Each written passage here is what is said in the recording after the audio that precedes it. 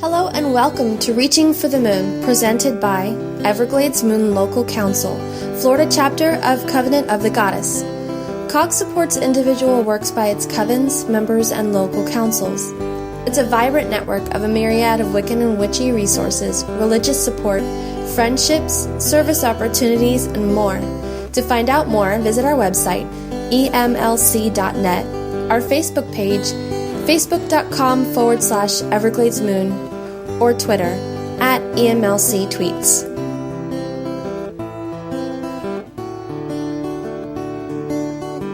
Welcome to episode 23 for Litha 2016. Hi, this is Lady Bridget, and I am so excited to bring you this podcast because in this podcast we have 3 interviews with some of the performers at Caldera Pagan Music Festival. Now, I was able to go to Caldera Pagan Music Festival, and it was phenomenal. I have to tell you, it was amazing. You'll hear that also from the performers. The first one is with Arthur Hinds, who is also a member of Emerald Rose and is doing some solo work. We have an interview with our own Mama Gina, who many of you have had the opportunity to hear and hang out with at Equinox in the Oaks. We'll end our trio of interviews with a wonderful interview with Damh the Bard, who came all the way in from England just to do the Caldera Pagan Music Festival. It was a phenomenal event. We had 29 performers. There was music constantly on the stage for 3 solid days, from like 10 a.m. to midnight. So what you are going to hear in the background, a lot of music, and you'll hear drums and you'll hear people clapping, and I did my best to edit a lot of that. You can hear the interview, but there is background noise because bear in mind, we're at a music festival, so the entire background is music. We will also have our FooDoo segment with Qabal, and he's going to teach us about making Gazpacho soup, which is a perfect summer soup. And we will also have the myth of Jurate and Kastytis, as told to us by Aequitas of Beachfire Coven. We'll have music in between the interviews, and I'll introduce the music after each song. Sit back and enjoy. Okay, well, this is Lady Bridget, and I'm here at Caldera Pagan Music Festival in Lafayette, Georgia. I had to learn how to say it right when I got here. Lafayette. And I'm here with Arthur Hinds, who, are you also still part of Emerald Rose? Yes, indeed. Yes, indeed. Awesome. He's part of Emerald Rose, and he also does a lot of stuff on your own. I'm doing a lot more solo work these days, especially with festivals. 2 of the guys on Emerald Rose have just decided they hate camping, never going to do it again. Oh. So if I'm going to play a festival, and I love festivals. I love camping. I'm a great camper. I've got all sorts of great camping gear, and I just plop down and play my music and do ritual work, and I really enjoy it a lot. And I'm sure everybody enjoys hearing you and seeing you as well. They're my people, of course. Yeah. You get to connect with your audience, and you get to do energy work with them, and you get your spiritual side fed. Yep. And I do a lot of, I walk the Baltic path, so I tell a lot of stories. Mm-hmm. So there are a great many people who enjoy storytelling, and I can tell them on one level to them. But at a pagan festival, they understand the second and the third level and the fourth level that are coming from the stories I'm telling you. Right, exactly. And that's important. It's because it's important to preserve the Bardic tradition. Yep. I mean, with so much internet, and people think that they can just get all their spirituality on the internet. You know,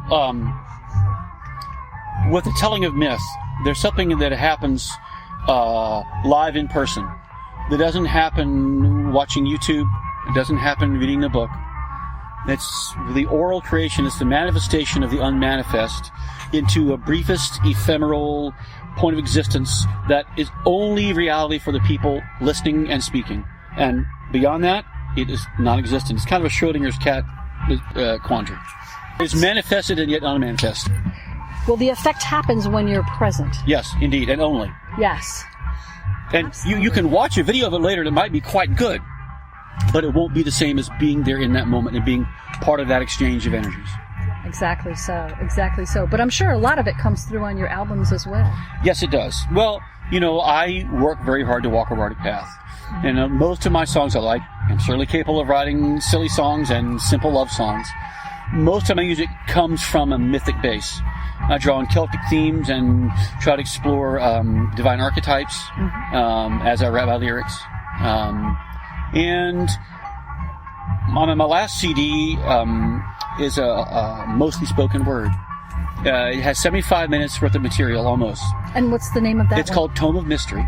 Tome of Mystery. I tell the second half of the fourth branch of the Mabinogi, which is essentially the tale of Clay and Bloodwise. There's some other spoken word pieces, and there are like 5 or 6 songs on there that stitch the story parts together. It's almost kind of like a musical, but not quite. Nice. Very nice. So this is a good time to plug. Where would you find your CDs? Well, I will tell you this. The most friendly place for the independent musician is CD Baby. If you buy the CD from them, physical CD, which only old fogies do at this point. Hey, wait. I resemble that remark. They pay me more than anybody else. If you download digitally from CD Baby directly, they pay me more than anybody else. Nice. And I just want to say this briefly. I do get paid from streaming. It's not much. Yeah. I like Pandora, I like iHeartRadio, I like Spotify just as much as anybody. But you need to know that the difference between streaming income and digital download income is it's between getting a cheeseburger and fries and paying your mortgage. I mean, it's that big a difference. Yeah. Wow. And that makes a difference to an artist, especially yes. This is your livelihood. I do this for love, and yet the banker don't take love. No. It is my vocation. It is the purpose of my life. Everything flows out of the same healer word bard space. Everything that I do in my life comes from there. And if I am going to continue to do that, I've got to be able to have the resources necessary to do it. Exactly. And I know that people do appreciate your music, and people do buy your music and purchase your music. And the storytelling is a very, very important part, I think, of all of the Celtic traditions, and especially of the bardic traditions. Because that's really what they were about, is teaching through storytelling. Yes, well, I define the bardic... Well, first off, people ask me what a bard is, and I don't cop out. It sounds like I am, but I say a bard is someone who follows the bardic path. And that is not a cop-out, because that's the best definition I can come up with. Now, the definition of the bardic path is the exploration, the understanding, and the propagation of the mysteries through the power of the word. That's a great definition. I believe that not all creative works are bardic. I do not think that painting can be bardic. I think it has to be that spoken word, that creation of vibration, that shared moment of divine manifestation through sound and word. And that's what the bardic craft is. Interesting. Well, music also touches people on an emotional level. Absolutely. And there's some very bardic songs, but not all. Music can affect you in ways that is not bardic. Right. And yet bring you transformation. Yes. You can hear sacred words in a foreign language you don't understand, and they can still make you cry. Yeah. There's one development in physics in the effort to define everything. It's called string theory. And string theory posits that all of reality is based upon these little bits of nothing. And depending on how they vibrate, they have particular qualities to them. And what strikes me about that is that everything we know exists only because it sings. Yes, it vibrates. So the universe is a vibratory manifestation. The universe is by definition a bardic path. And all you have to do is pay attention to it and bring it into yourself and be open to it, and you can find those steps yourself.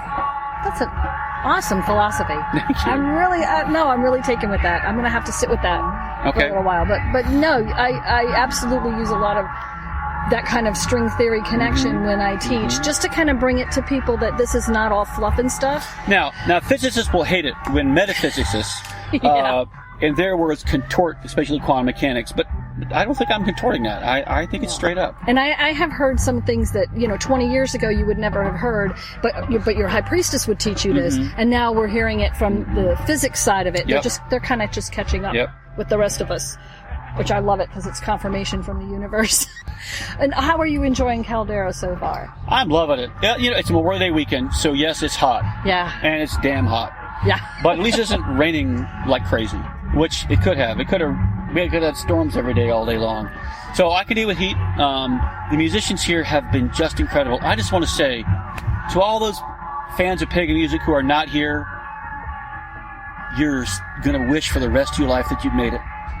This is and was the pagan Woodstock, and I'm going to tell everybody I know the rest of my life that I was here for this, and I'm sorry to make it. I don't know what else to tell you at this point. Yeah. I wish you were here, and you're going to wish you were here too. Absolutely. The music lineup has just been incredible. And a lot of people I've played with before, I know what I've collaborated with, I've jammed with. They're wonderful people.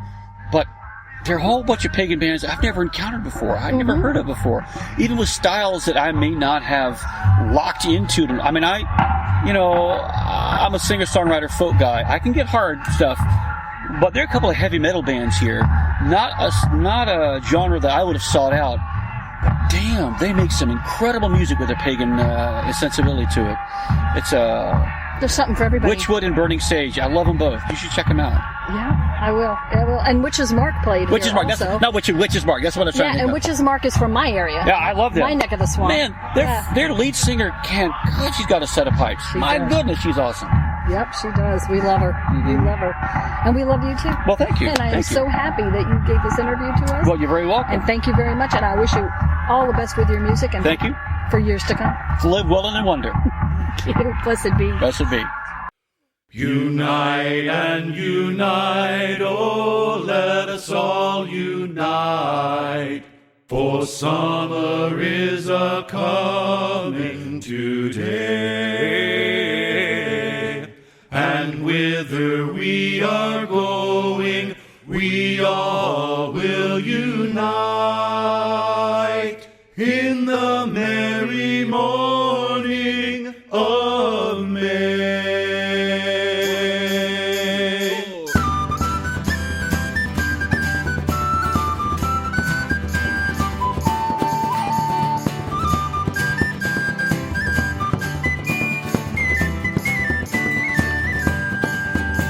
Unite and unite, oh, let us all unite. But summer is coming today, and whither we are going, we all will unite in the merry morning of May.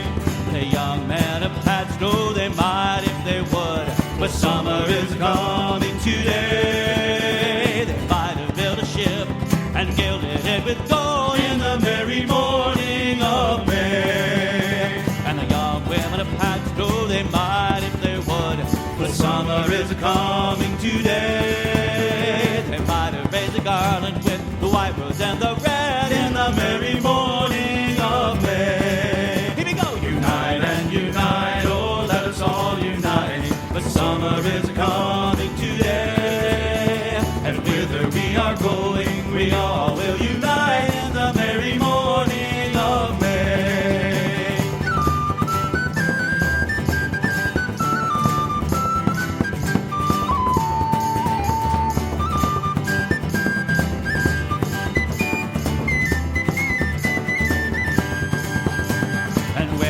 The young maids that now here should sing, but summer is coming today. They're all out in the meadow, a flower gathering in the merry morning of May. And where are the young lads that now here should dance, but summer is coming today. Oh, some they are in England, and some they are in France, in the merry morning of May. Here we go! Unite and unite, oh, let us all unite. But summer is coming today, and whither we are going, we all will unite in the merry morning of May.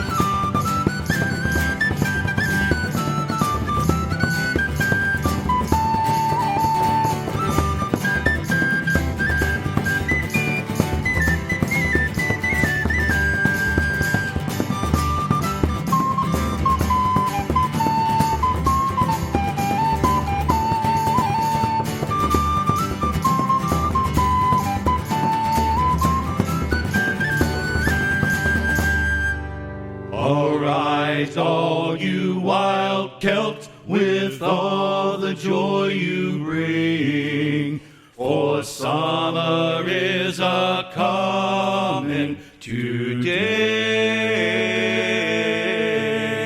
And bring to us a mug of beer, the merrier we shall see.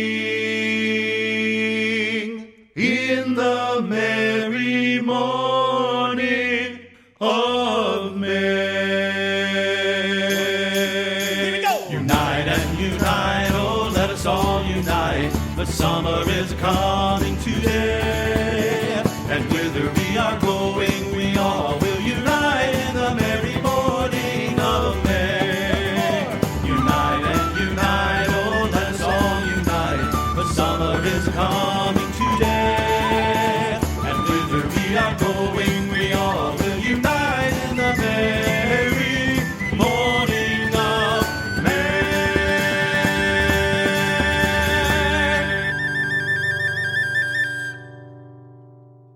That song is titled Padstow, and it's from Emerald Rose's new album, which is called Sunwise.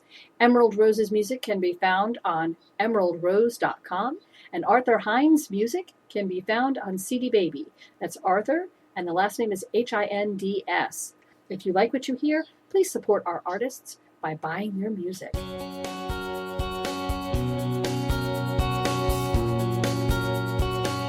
The Myth of Jurate and Kastytis. Hello everyone, this is Aequitas with Beachfire Coven.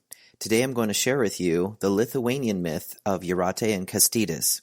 This pagan legend is known throughout other Baltic sea lands today, such as Latvia and Poland. There are several versions of this myth, so this telling is not intended to be canon. Big thanks to Mia of Beachfire Coven, who helped draft this version of the tale, which was performed during a Litha ritual in 2013. Jurate is a beautiful sea goddess who wears a crown. Her name comes from the word Jura, meaning the sea. In her persona, she is often described as having a fish tail, like a mermaid, and long, flowing, beautiful hair. She has scores of undines and merfolk who attend to her in an amber castle under the Baltic Sea. The other characters in this myth are Kastytis, a mortal fisherman, and Perkunus, the Baltic sky god of lightning and thunder. One day, Jurate spotted a fisherman from the town of Sventoji in the distance who was coming too close to her kingdom and disrupting the sea life there. She sent along her undines, who swirled and twirled the currents of the water and disrupted the fisherman's boat. The fisherman fought bravely against the waves that nearly capsized his boat. Thinking she had seen the last of this nuisance, Jurate returned to her amber palace. Some time later, she felt more disturbances in her kingdom, and she swam out to see what was the matter. There was that same fisherman again, fighting the mighty currents that the unseen undines were causing. Jurate swam up to the surface of the water and was about to tip the fisherman's boat, when suddenly she appeared above the surface, and they locked eyes upon one another. Jurate was struck by the fisherman's handsome face and valiant bravery, and Kastytis was struck by the awesome power of seeing the beautiful sea goddess. They immediately fell passionately in love, and she brought Kastytis down to her amber palace under the sea. Their merriment together would not be for too long, because Perkunus, the Baltic god of thunder and lightning, soon saw what had transpired. Perkunus had promised Patrimpas, the god of water, that Jurate would someday become his wife. In a fit of anger, Perkunus summoned a great storm, and it disrupted both air and sea alike. Fearful of her lover's life, Jurate sent Kastytis to hide on an abandoned island. While Kastytis was making his escape, Perkunus dove into the depths and chained Jurate to the walls of her own palace as punishment for falling in love with a mortal. Perkunus went off to hunt down Kastytis. Knowing that her lover would be killed, Jurate summoned all her power and broke free of the chains using her magic and her undines. In this myth, it is the strong heroine who rescues the hero. Jurate swam at the speed of dolphins and came upon Kastytis, who was nearly close to mortal death from the wrath of Perkunus. She turned and confronted Perkunus, and lo, what a sight did sailors see that day! 2 immortals, one of sky and one of sea, ready to unleash their fury upon one another. As lightning bolts were descending like rain from the sky, and the ocean trying to swallow the sky whole, Perkunus relented. He realized that killing her lover's lover would assure he would never win her heart. In a last fit of frustration, he sent a lightning bolt down to Jurate's amber castle, shattering it into a million pieces. To this day, pieces of the amber palace continue to wash up upon the shores of Lithuania and other surrounding countries in the region. Amber becomes electrically charged when subjected to friction, a remnant of Perkunus's lightning power. Amber pieces from this region are said to be particularly magical. The story of Jurate and Kastytis shows us that from turbulent and chaotic times in our lives, treasure awaits to be found when we begin to pick up the pieces after a storm. We can give thanks and gratitude for both the big and the small gifts of the earth and the gods. Blessed be.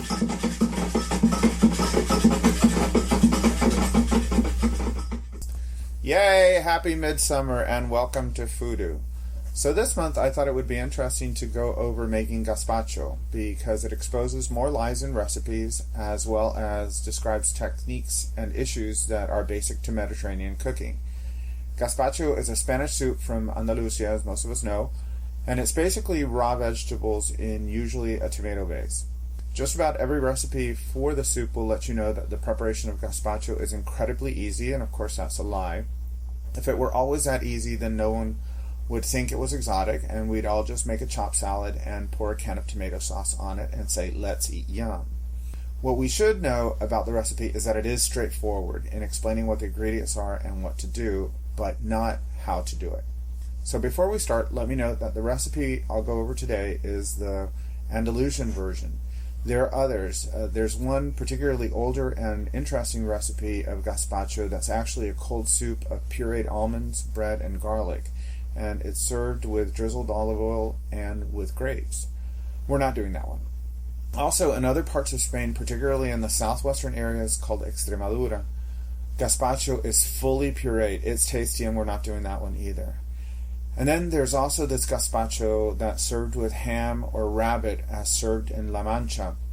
To make this one, it doesn't matter because we're not doing that one either. We're doing the gazpacho from Andalusia, and the one that I'll be going over is often called the modern gazpacho that's composed of raw vegetables in that tomato base I mentioned, and it's served cold. It's a vegan soup, and I actually think it's the perfect soup for a hot summer. Okay, so the recipe. What you'll need is 1 cucumber. Some recipes will say that you need a hothouse cucumber. That means in English they're seedless cucumber, or in this kitchen just a cucumber that you take the seeds out of, scrape them out with a spoon. You'll need about 2 bell peppers. The red ones are sweeter and the green ones are richer in flavor. You pick which one you want. Sometimes the red ones are the ripe ones picked early, and no, they won't ripen if you leave them out. They'll actually just spoil. The green ones, I think, actually are better with the soup, but it's your choice. You'll need 4 Roma or plum tomatoes. Now, these are the smaller oval tomatoes that you can find at the grocery store. They're also meatier. They have less juice than the beefsteak tomato, and overall in this recipe, you want to control the amount of liquid that goes in there. The Roma tomatoes have a deeper sort of tomato flavor, and they work really well here. A red onion. You'll need 1. Don't use the other ones, like the Spanish onion, even though this is a Spanish soup. The Spanish onions are stronger. Also, while I like Vidalia onions or sweet onions, they don't belong here. Now here's the part of this, it's a lie. When you cut up this red onion, actually you can do this with any onion that you're going to serve raw. Soak it for about a minute in ice water. It will get rid of the nasty sulfur flavors that can come with an onion. Just by leaving it in the water, it should suck them out. Pour the water out, and then your onion is ready to use. Now for the liquids. You need 3 cups of tomato sauce. If you can find Italian passata, use it. But if not, 3 cups of tomato sauce will work. Some recipes call for tomato juice. Now, tomato juice is 1 part tomato sauce with 1 part of water at twice the price. Other recipes call for you making your own tomato juice by pressing your own tomatoes grown in your own garden. Well, maybe you can get your domestic staff to help you with that. So moving along, you need about 1/4 cup of extra virgin olive oil. There are so many lies here, you might need a drink to get through it. Now, supermarket olive oil is generally what we're going to find, and it's really nothing more than the juice of pressed olives. The highest grade of this stuff is the extra virgin version. This is the really tasty stuff that you pay more for. It's used as a garnish for cooked foods and as a base for salads. It is never heated. And the thing about this stuff is that it goes bad really quick. European standards are actually higher both chemically and with expert tasters than the U.S. standards, so the Europeans often send the poorer grade stuff to the States. But this isn't universally true, and we have our own homegrown olive oil that's actually now pretty good. In our region, specifically in Florida, olive oil is a staple of Latin food, so it's easier to find the same high-quality olive oil that you find in Southern Europe. So here are the things that you need to know about buying olive oil. First, it should have a harvest date. This is not the best buy date. The harvest date will tell you when the pressing occurred, and you'll want to pick the purchase that reflects the youngest stuff. The best buy date can be up to 2 years after the olive oil was pressed, and it could be 2 years after the oil was pressed and it was sitting inside a barrel before it was poured. That best buy date is about the pour, not necessarily the press. So, ick. Second, buy olive oil that comes from a single country. Some companies will actually purchase olive oil from various countries and then blend them in one location and stamp the label from the location that it was blended. Now, I've tasted excellent olive oil from Lebanon, Morocco, as well as Italy and Spain. In general, don't hate me, the best olive oil comes from Spain and Italy. But the U.S. brings some real heat to the game, so don't overlook those olive oils. Now, the third thing about buying olive oil is the bottle. It should be, in this order, a dark glass bottle, then a dark plastic bottle, and if it's in neither, don't buy it. Olive oil breaks down with light and air, and so if you have a clear glass bottle or a clear plastic bottle, it's letting too much light in and the olive oil will go bad quicker. And if there's too much air in the glass or in the bottle, that's not good for the olive oil either. Fourth, good olive oil costs about 60 cents per ounce, with high-end olive oil going up as much as $50 per liter. So look at the price. The lower grade olive oils will be cheaper, and you can use those for cooking, but it's not the kind of stuff that you want to put on a salad. Finally, if you have an opportunity to taste the olive oil, do so. The thing about this is that you want to slurp suck it. The way that you were told not to eat soup. It should aspirate in the mouth. In other words, as you get it in there, purse your lips and spray it in your mouth. It should have a tasty bite. It should be a little peppery, and it should be a very, very fragrant flavor. And choose the olive oil that you like. Okay, now back to the recipe. You need equal parts of white vinegar as with the olive oil. So if we had a quarter cup of olive oil, you need a quarter cup of white vinegar. Now here you could mix in some lime juice. You just need to add that equal part of acid. I actually like adding lime juice and vinegar together. And if I'm using lime, I go ahead and add the lime. Your choice, just scrape it off. And finally, the spice set. The modern version does take a little cumin, about a half teaspoon. It does take 1 crushed garlic clove, and then the salt to taste and the pepper to taste.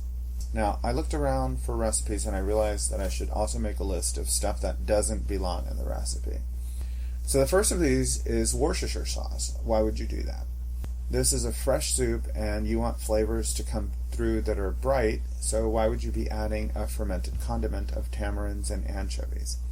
It's still tasty, even though it's British, and it's actually based on the Roman sauce called garum, or other fish sauces are like that, but that'll be another podcast for the future. Second thing is jalapeno and other sources of heat.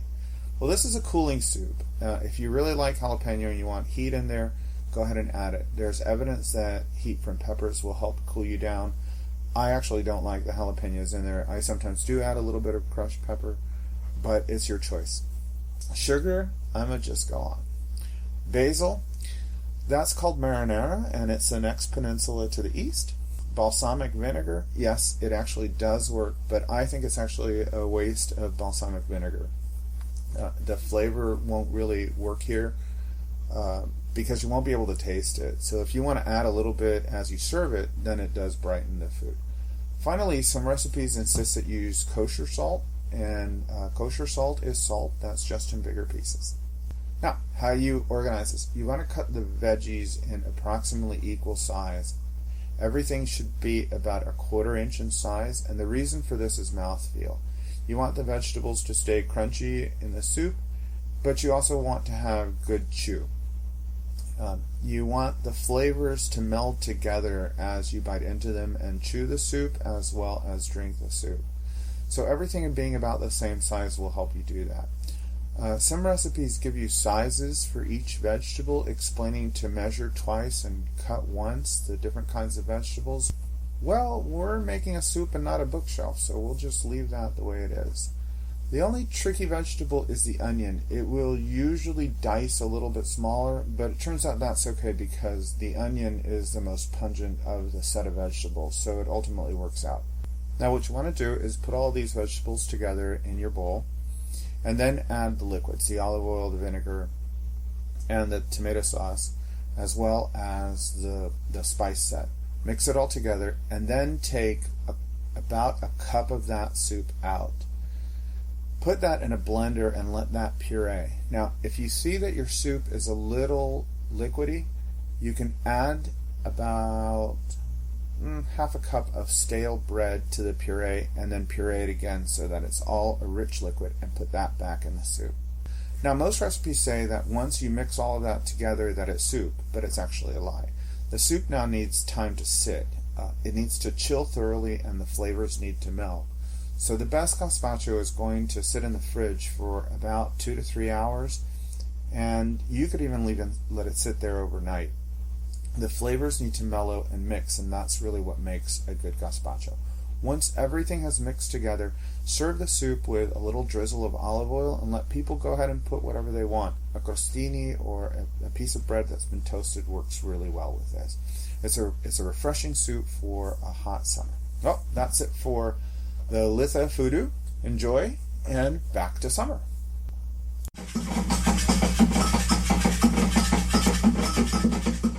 I'm Lady Bridget, and I'm here with Mama Gina, and I want to know the Mama Gina story. I want to know how you got started, because you're on the road, you're by yourself. That's kind of unusual.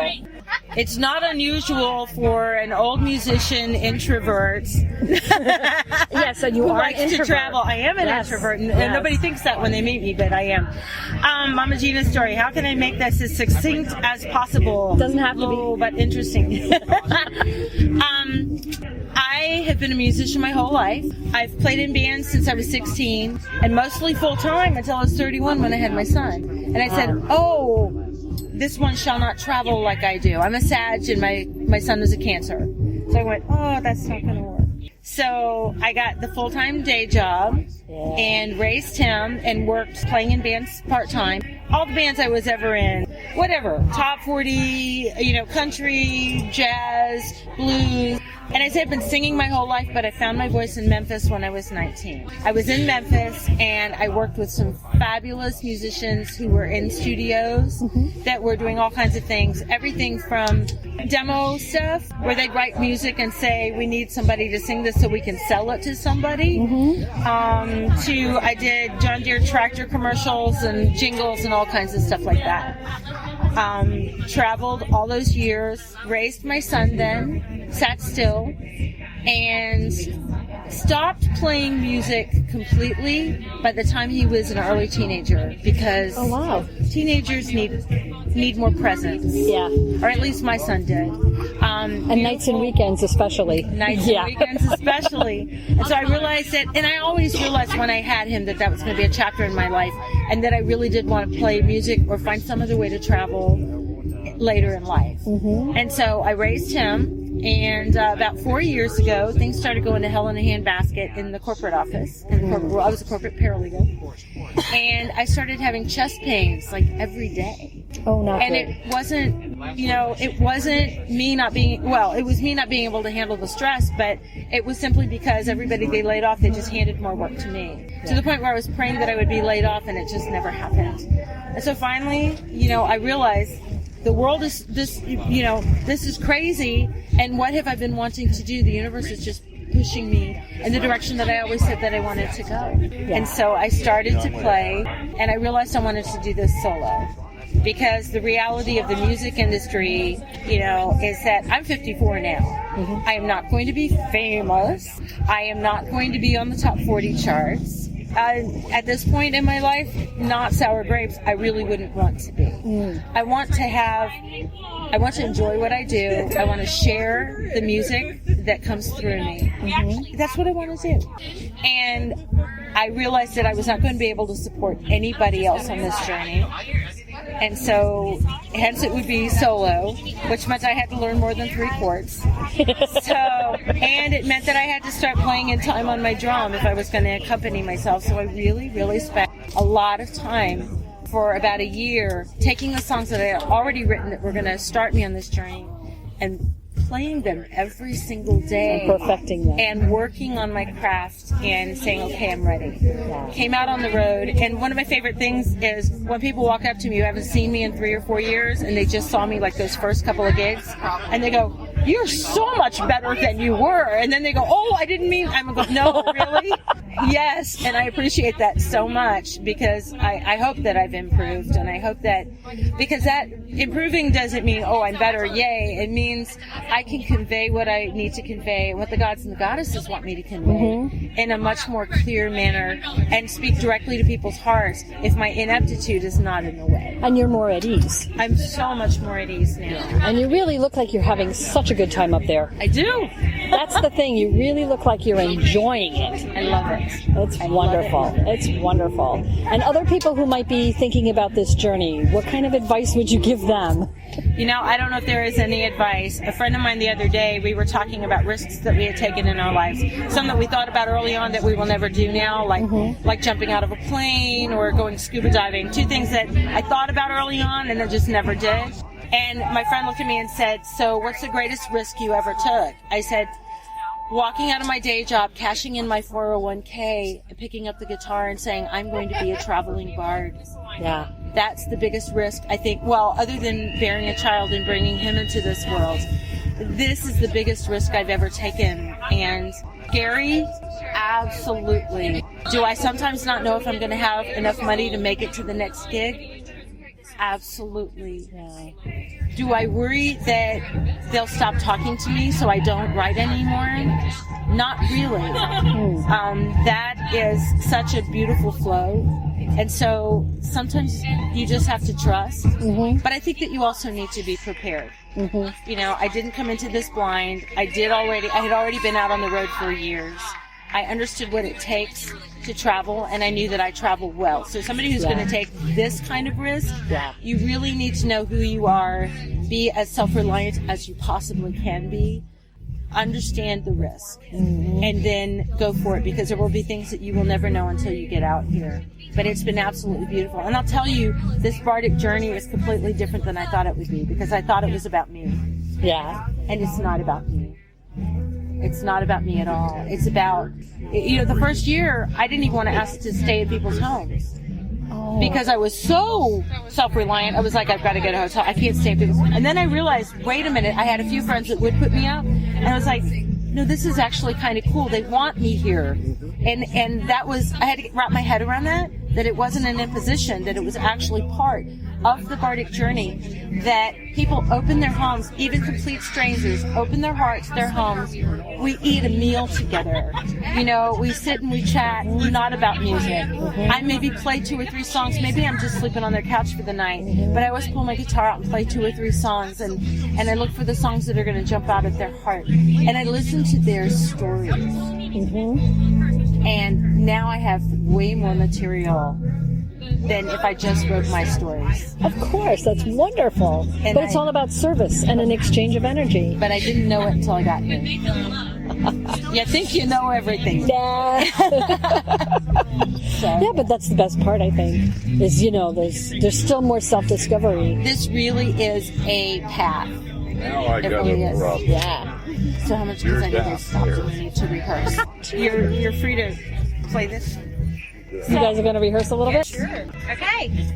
So Claire and Kat, I went to their studio to record Due North, which is the song on the Green album. And I was kind of sneaky because I was hoping that if they heard the song and liked it, that I might actually get them to participate in the recording and not just record it.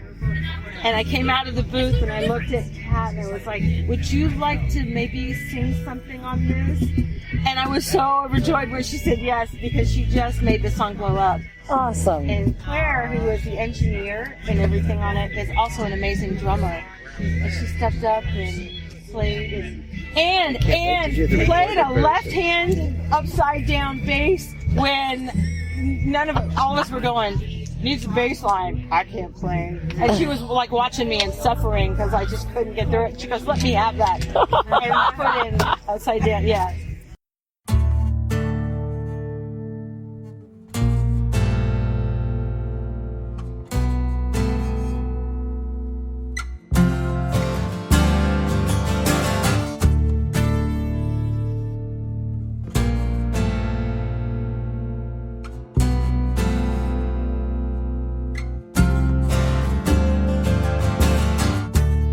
traced my shape upon your stars, wrote my name in your sky, pointed me due north so you could find your way on the darkest night.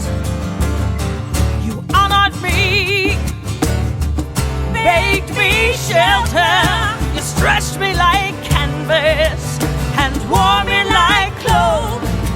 To your warrior's arms I played my part, and I fell in the dance to his spear in one stroke. Your children, my cubs, we lived with each other, and that was enough. Took what we needed, but we never took more, till your lights burned brighter than the stars in your sky, and now you not forgotten. Now there is slaughter, now there is war.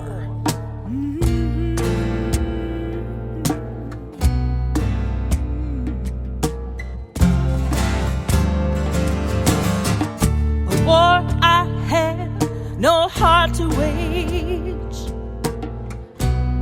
You seem to have no heart at all. So do not your compass face, till I'm some trophy on your wall. I'm a loss, collecting dust, a relic tossed aside. Have you no soul? The wounded, the abandoned cubs, no one counts the stars that fall. Your children, my cubs, we live with each other, and that was enough.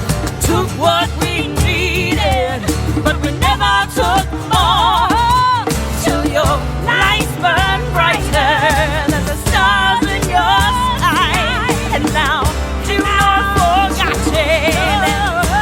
Now there is slaughter, and now I'm no more. I'm just some stars in your sky, pointing due north. I'm just some stars in your sky, pointing due north. I'm just some stars in your sky.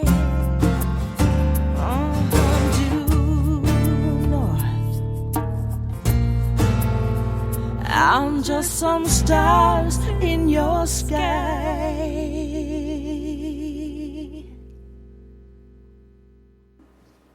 That was Due North by Mama Gina, and she wrote that song for the Green Album. Let me explain to you what the Green Album is.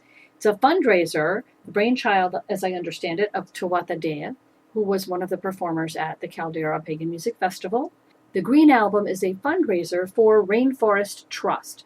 So as I understand it, 25% of the profits go to the Rainforest Trust Fund. Now, if you weren't able to buy the Green Album at the music festival, which is the only place that it's available, you will have to track down one of the artists on the Green Album and purchase it from them. I know that Mama Gina is one of the artists. There are various other artists. Ginger Das is also on there, and Tuatha, as I mentioned, and a whole bunch of others. I'm not going to go through the whole thing. If you really want to know, email me at ladybridget@gmail.com, and I will tell you who the artists are. But you will have to track down an artist if you want to buy a Green Album from them personally. Of every album sold, 25% goes to the Rainforest Trust, so it's definitely a worthwhile fundraiser.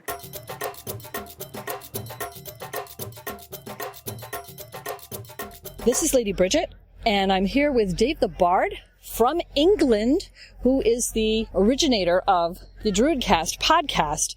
And this has really been an amazing weekend. It has been an amazing weekend. And you came all the way over from England to do this. Yes, we flew in on Thursday, and we're flying back tomorrow on Monday. So we literally came to Georgia for the weekend, but wow. How can you miss it? I mean, you know, when David got in touch with me about this, you know, he said it was a dream, and I just said, well, and he said, chalk off these dates, we don't know if it's going to happen, and he's followed it through, he's made it happen. And this is a shining example to me of what we can do as a pagan community, you know. I mean, him and his family and his crew had an idea. They haven't got a background in this kind of stuff, they just went for it. And the people have had a fantastic weekend at Caldera Fest. The lineup of acts that he had it is unbelievable. And I've managed to catch pretty much every one of them, apart from me, because I was on stage, so I couldn't see me, unfortunately. Yours was wonderful. Was it? Oh, okay, yes. That's good. It felt good. It was great. It was great. But you know, I've said to this all weekend, if you can take a temperature of a movement by the quality of its music, then we're doing all right. Yeah. I mean, you know, what the pagan community is putting out there as pagan music right now is just fantastic. And it has run the gamut from soft folk and a cappella and just drum to heavy metal. I mean, I heard heavy metal bouncing off the hill back there. Oh yeah. Pagan music isn't a genre. No, it's everything. It's an attitude. It's a mindset. Exactly, you know, and it can go from everything like my stuff with folk type acoustic stuff right the way through to Witch's Mark doing the heavy metal and stuff. It was just it's just been amazing. In fact, I followed Witch's Mark. You know, that was they were on there doing their rock music. Oh, they were on before you? They were on before me, and I was thinking, damn, you know, I've got to follow that with acoustic guitar and voice, you know, and they're going, yeah, let's go for this, come on, Caldera. Oh, yeah. And you know, but it was working, it was great. Oh, yeah, and it all worked. Yeah. And the crew's got everybody on and off, and their sound checks done and everything, and, you know, they didn't even run late that often. No, Friday was a little late with myself, but that was kind of good, because I got on when just as it was getting dark, and we had that beautiful magic moment with the lights, you know. So if I'd have been on early, we wouldn't have been able to do that. That was a nice trick, by the way. That was a really nice trick. We're going to have to remember that. Yeah. So, you know, whether or not it happens again, that's up to the crew and up to David. Yeah, but this was very special. Yeah, the people who were here at this first one, I think will remember this weekend for the rest of it. Oh, yeah, I got the T-shirt for sure. Yeah, so did I. And the green album. yeah, and that's another thing, the green album, you know. Yeah. It is, I'm for a bard, I'm pretty speechless, and that's, you know, something. That's saying something. Yeah, exactly. It is. It's like S.J. Tucker's just come off stage, you know. What she just oozes music. That woman, you know, I just love her to pieces. That was quite a performance. All of them have been. All of them have been. So going back to Druidcast, though, how did you get started with that particular podcast? I was very early on. I was very early coming to podcasting as a listener, and there was a podcast back in the day called Dio's Shadow. I used to listen to that. Yes. Yeah, and it was a very regular show, very well done, and I downloaded that, and that was my introduction to podcasting. Right. And I just listened to it, and I just thought, you know what, you know. Obod, the Order of Bards, Ovates and Druids, that's who I am with. I'm the Pendragon of the Order, and I said to Philip, the Chief of the Order, I said, we're very good at looking after our membership once people are in, but we're not very good of having one foot out of the Order and letting people know what we're doing and that whole kind of, you know, outside the community thing. You know, in Obod we have our groves and seed groups and you know, right, and people know how to contact you. Yeah, and that's all inside the Order, and outside of it, you know, it was about time I thought, to sort of just give something out for free to the community from the Order. And I didn't know what was going to happen, and Philip just kind of just nodded at me as he does when I come up with these crazy ideas and says, "Go on, Dave," you know, pat me on the head, and off I went. And I put together the first episode, and we had 500 downloads from that first episode.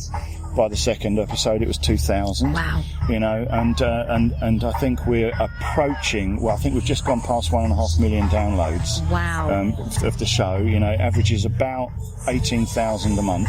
Yeah, so you're doing something right. So yeah, and it, you know, I think that it's a brilliant resource. It's very punk. You know, I was a punk. Well, I wasn't a punk, but I was a rocker back in the day when the punk was around. But I love the attitude of punk, which was anyone can do this stuff. Yeah.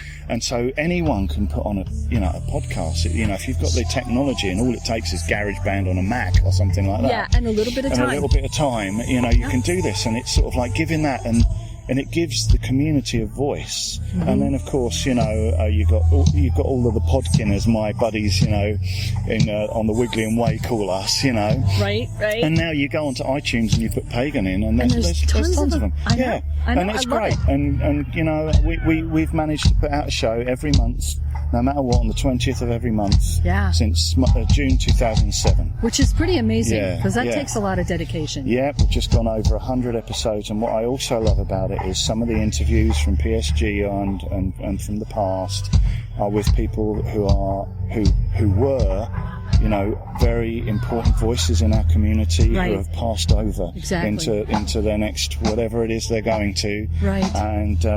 But we have their voices. We have their voices. We have the voices of the beautiful Margot Adler, of Olivia Robson, of Isaac Bonowitz, all these people on the show. Right. You know, and I think that's something that we just didn't have before. Yes. You know, we've had books. Sure, but now we've got their actual voices speaking and listening. You can hear their personalities and everything, and that spirit continues within the show, you know. And I love that as a historical record. Absolutely. It might not feel very important now, but I think in maybe 50 years' time, it might become quite an important thing. You know? No, I think it is actually important. I know myself, after listening to several of the ones that you had put on with Ronald Hutton and his speeches, and when I read Triumph of the Moon for the 8th time, I read it and I can hear it in his voice. Yes.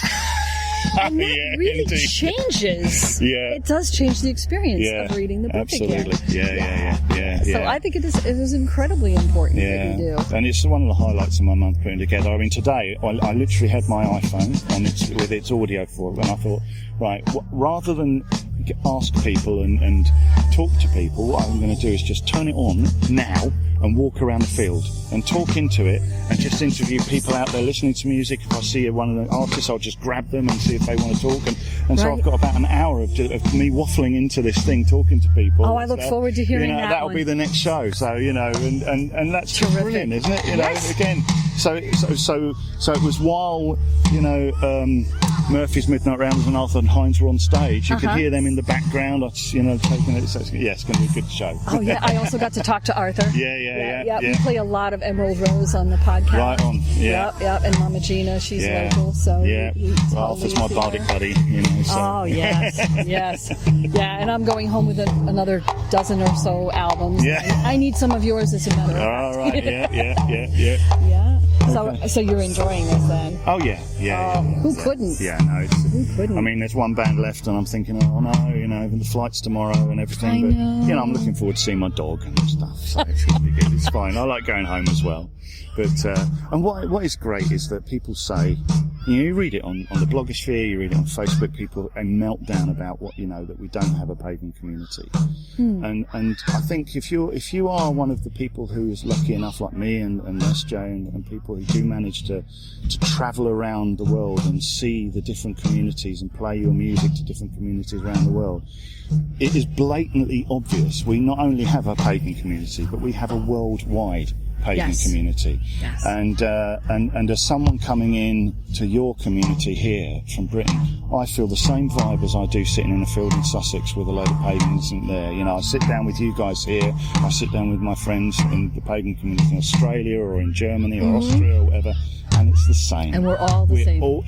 I mean, we are diverse in our beliefs, but actually there's a huge area of common ground that unites us all. And all the time we work with that, we're fine. It's when we start to control each other's detail that we get in trouble, you know. Right. Oh, you're making me tear up, I swear. But we do. And the other exciting thing is that some people want to have an ancient tradition. But to me, it's more exciting that we're starting this now. We're right at the very beginning here.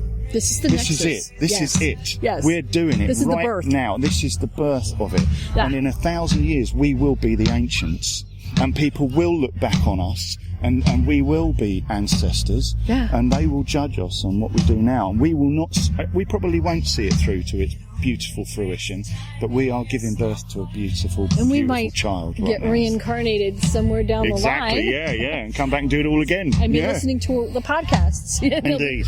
And they'll be going, this is how they used to do it. Way in the before Yes, that's time. right. Yeah, they'll have to dig up an old computer, find out how electricity works because we've all transcended it. Everything will be on crystals. Yeah, we're in Star Trek or something. Oh yeah. Yeah. That would be awesome. That would be so totally awesome. Thank you so much for talking to You're us very today. welcome. You're very welcome. And I'm looking forward to 100 more. Yeah. Third cast. Absolutely. Yeah, absolutely. no problem. Thank you. Blessings. I still get goosebumps listening to Damh the Bard's voice, I have to tell you. If you want to know more about Druidry or listen to the fantastic podcast, go to druidry.org, and I promise you, you will not be disappointed. I think that their podcast must have been the inspiration for many, many a pagan podcast, this one included. And our last song is Mountain Fae, and it's by Emerald Rose, and again, you can find their music on emeraldrose.com. Enjoy. Hi, everyone. Before we begin our last segment of this episode, we'd like to thank you for listening. Putting a podcast together is a time-consuming labor of love, but knowing that someone is listening to our hard work and hopefully gaining something from it makes it worthwhile. Would you let us know you like the podcast by going to our website at emlc.net, click on the podcast tab, and write a comment. Tell us what you like and what you'd like to hear more of on our podcast. And even better, why not leave us a rating on iTunes? Ratings help us become more visible to more people. It's not about ego, it's all about service. Thank you, and blessed be.